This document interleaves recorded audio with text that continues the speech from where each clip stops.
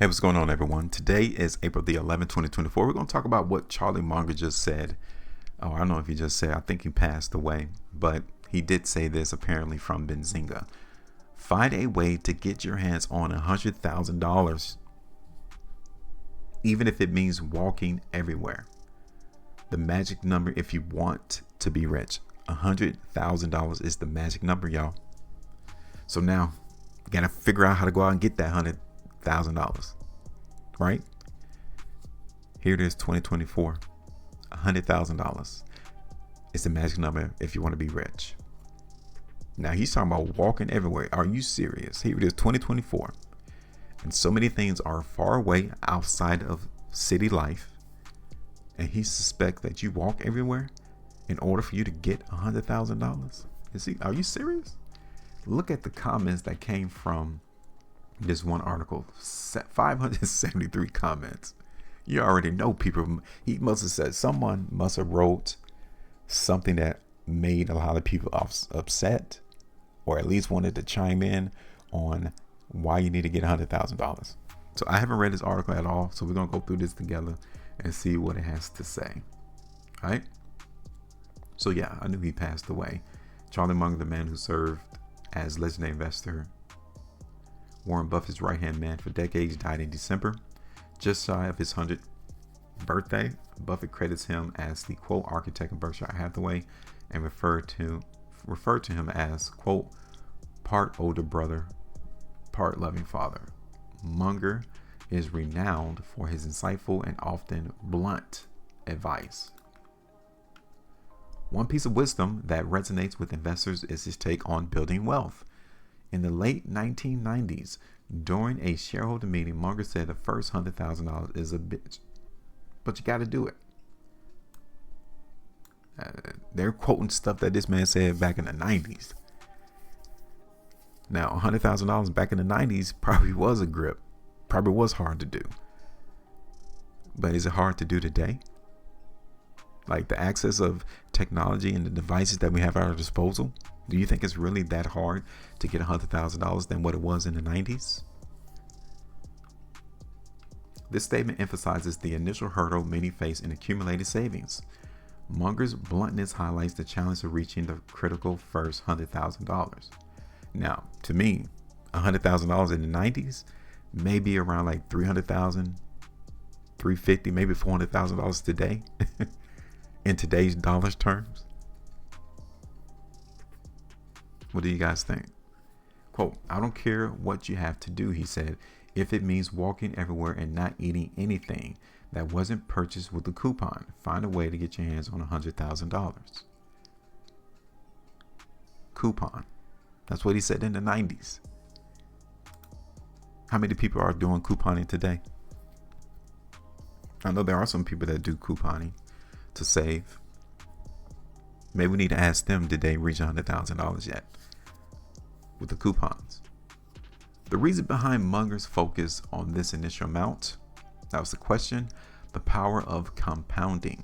Once you have that base, the path to greater wealth becomes smoother. That's logical. That makes sense. The problem is that people can't create a base. Is that they can only go so far with the amount of time that they have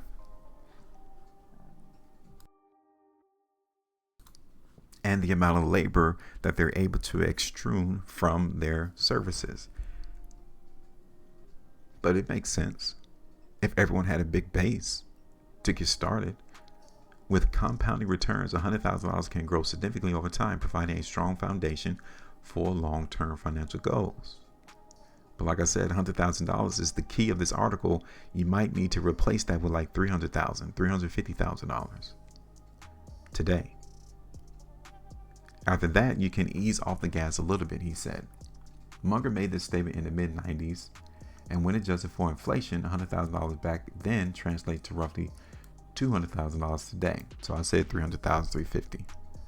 However, the core principle of his advice remains timeless. Many financial advisors today echo Munger's sentiment. Accumulating the first $100,000 is the hardest and most important. Let's see what people have to say.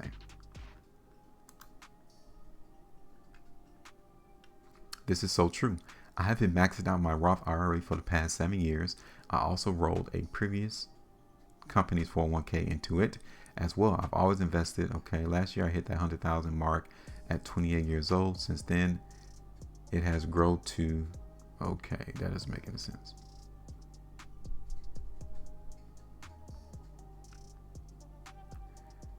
Keep it up and you won't regret it. Make the necessary sacrifices now while young to make life so much easier as you age. Buffett recommends investing in low-cost index funds. Just let time and compounding do their thing. Ebbs and flows will happen, but long term, it won't matter. Be wary of financial advisors who want to sell you annuities. These are the timeshare of financial products. These advisors make commissions on your money, so it's highly attractive for them to push. Imagine giving a company your money and then having them dole out an allowance, and you can't get out of those arrangements because the company makes it virtually impossible. Okay, I agree about $100,000 being the point where you feel like you're becoming well off. Once you get $100,000 in liquid assets, it seems like your wealth almost criminally grows larger too fast from stocks and bonds and interest dividends, especially if you grow up poor. Okay, I contribute 8% of my income to my 75% employer match 401k since I was 24. I'm 42 now and have 1.3 million set to retire at 55. He did that since he was 24. 8% of his check was going to his 401k at age 24. A lot of people, depending on your circumstance, your situation, aren't that fortunate though. Because apparently maybe John had a nice nest egg laid up for him once he graduated college, once he got into his new entry-level position in his career, to where he could contribute 8% of his check to that 401k. Now, he has $1.3 million set aside, going to retire at 55. But let's not forget about what happened during the housing crisis that saw many people 401ks go down drastically. That you cannot protect, especially when you see the United States printing trillions upon trillions of dollars of debt every month, every 6 months, every year. The value of your money that you are accumulating is lessening in value. So he has $1.3 million, right?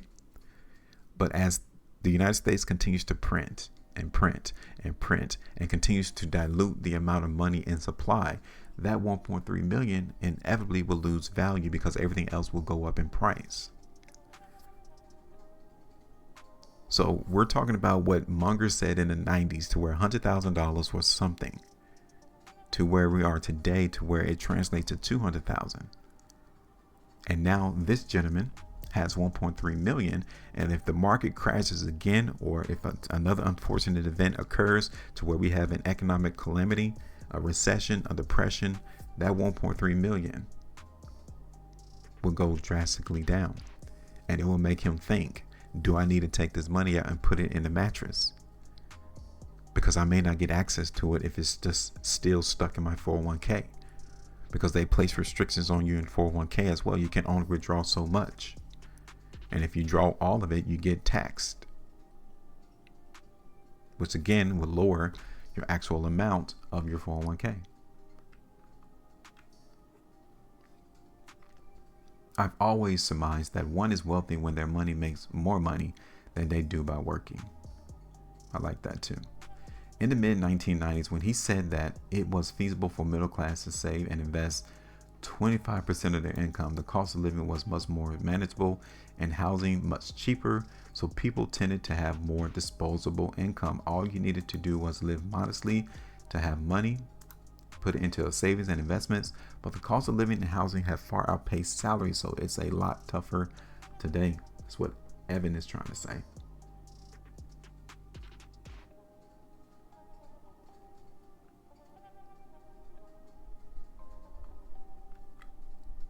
So it seems like everyone is in line with him. Hey, get your hand on $100,000. Put it in your 401k, put it in your retirement account, put it in your IRA, and just let it sit and continue to compound and let it grow, especially if you're still young, especially just getting your foot wet into your career.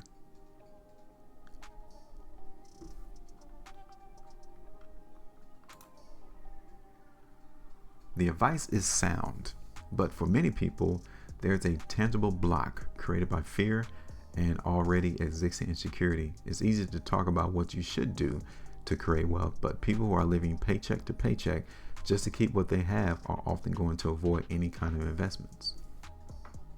What do you guys think about that? Americans definitely need to walk more, so good luck on that one. I live way below my means with no kids, and it's almost impossible to get ahead. Another housing crash has to happen.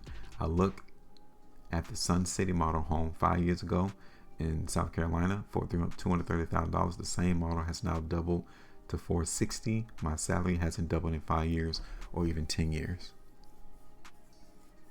So it all depends on where you're at in life. What do you guys think? Is this something that you all are trying to do? Get your hand on the first $100,000? If so, how long do you think it's going to take for you to grab $100,000? Because a lot of these people that you guys saw in the comments, they have accumulated 400,000, 1.3 million, but they did it from 24 for decades. Now, at some point, the gist of you creating wealth is either for one or two things to me. Either you're trying to live off that wealth as you get older, since you're accumulating it throughout your duration of your younger years, or two, you're going to pass it down to your legacy. Right? And then give them the opportunity to continue to snowball your wealth that you created. That's the magic number according to Munger. $200,000 in today's dollars terms. It all depends on who you are, where you are in life. And I already know, and you guys should know, that there's different demographics here that actually hinders certain people versus others. There's other hurdles that people have to go across that other people didn't have to. There's some people, some families that had a massive leg up to where they're able to get $200,000 real simple and easy. And then there's others who been hit, been held back, have had restrictions, have seen doors closed on them, to where it's harder for them and their families to get $100,000. So by no means am I telling you that this is a fair game, because it's not. It's not a fair game. And you could question as to whether or not Charlie Munger had to even struggle. Give me your thoughts. Make sure you maintain the profitability, and as always, trade different.